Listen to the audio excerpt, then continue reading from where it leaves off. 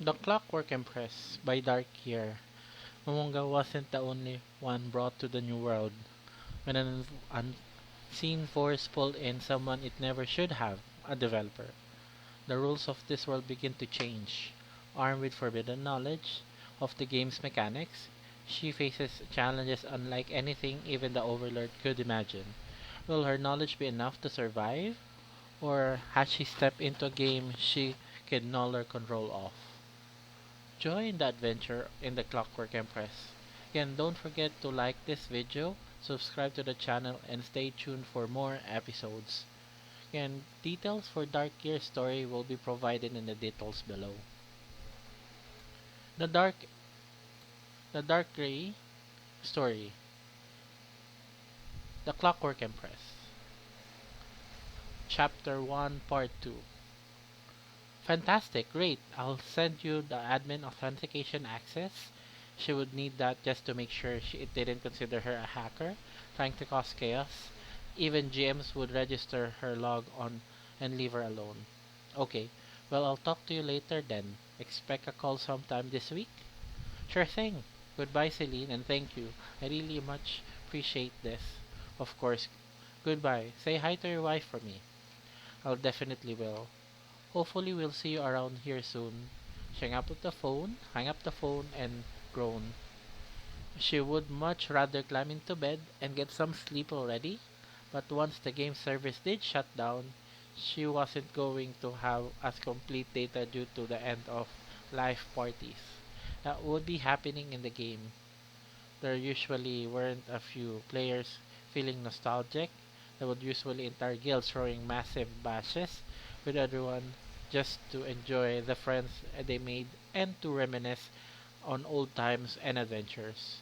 There would be a quite few that stay up until they were forcefully logged off. The young woman looked at the digital clock on her wall. 6 a.m. This meant it was 11 p.m. in Tokyo. She grumbled a little as she got up and went into her office, decked out with some of the latest in high-tech gear. Top of the line personal server, spare with air conditioning, two laptops, two desktops, and a main terminal on one side of the room. A wall-sized TV and multiple consoles connected on the other sides, including the dive system. She even have a developer command suit hidden inside the desk. She sat down in her gaming chair and pulled out the handle on the side, lifting the footrest and reached for the headset.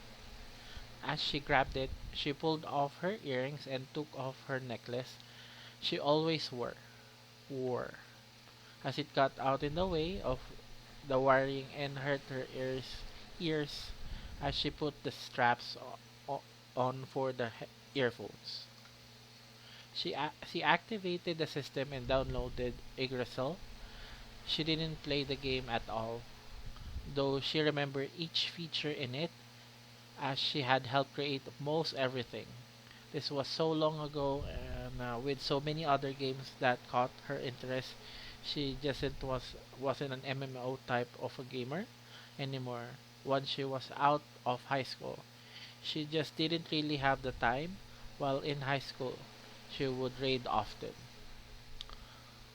Once the game was downloaded and installed, she logged in as special custom admin. It asked if she wanted to use her personal avatar, a custom angelic being that seems almost entirely asymmetrical in all facets of the body. The wings were made out of fractured crystal, disconnected and floating from the back, with the rest of the extremities hovering away from the torso.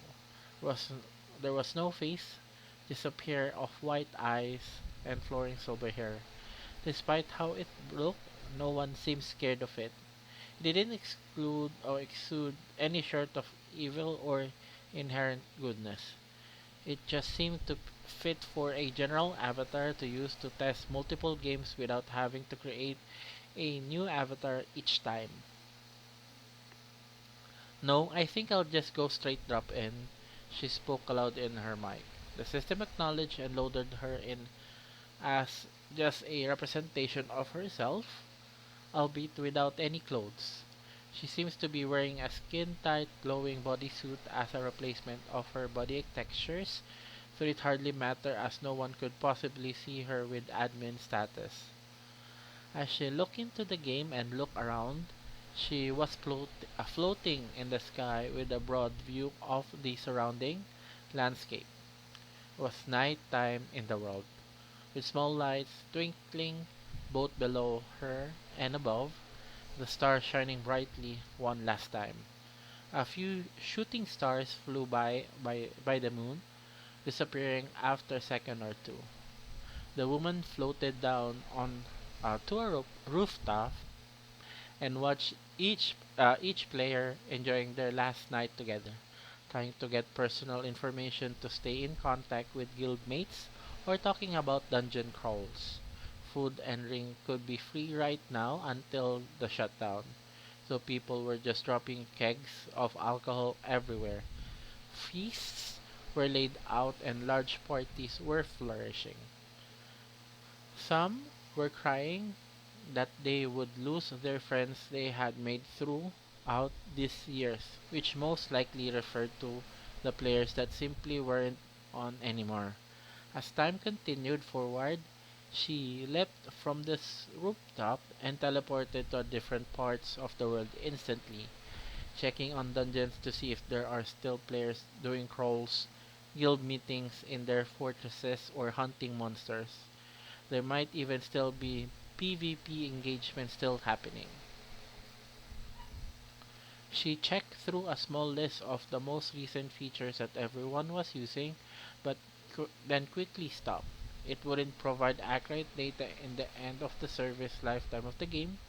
Of course, people wouldn't be using the features the same way as normal. Crafting would all be useless.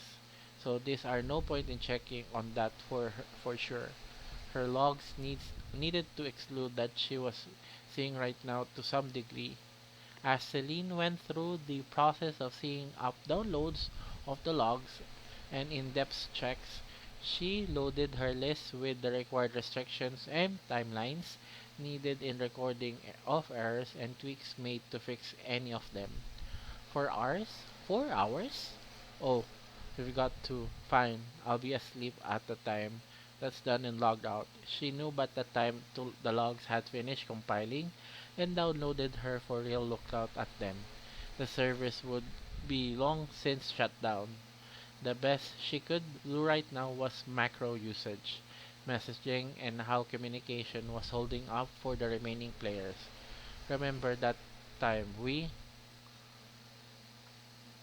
how many were there?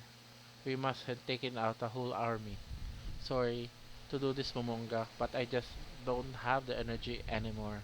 So here we were, stuck in this tunnel, right? And she slipped through chats quickly, not really caring about what they were saying as how they were sending it.